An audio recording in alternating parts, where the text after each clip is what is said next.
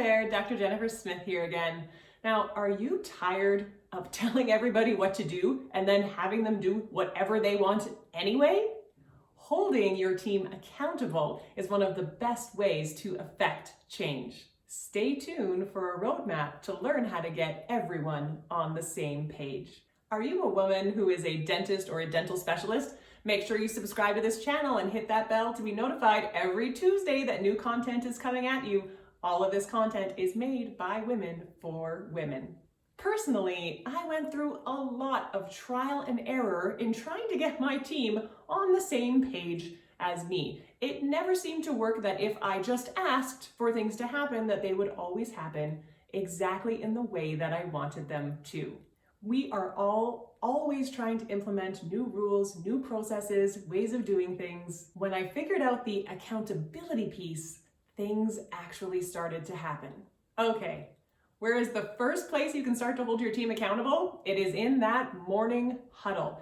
I highly recommend that every team meet every single morning before you see patients to make sure that everyone is on the same page, energy levels are correct, and you are ready to go for the day. This is a perfect opportunity to talk about new things that you want to have happen. Now, not all of them every day is required, but you could spread them out over your week or over your month and put emphasis on the things that are critical to you in that huddle.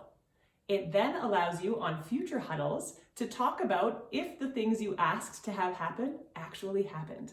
Accountability means your team knowing that you are watching and paying attention and ensuring that they are doing the things that you've asked. If you simply ask and never follow up, it will never happen. Another great place to introduce accountability is in your monthly team meetings. Again, something I highly recommend. I really think that you and your team should sit down at least once a month for at least half a day and talk about all of the things that are critical to the efficient running of that practice. Now, when new processes are introduced and maybe trainings go along with that, at your team meetings, you can write down when things need to be accomplished by, when they will be reviewed, and with whom.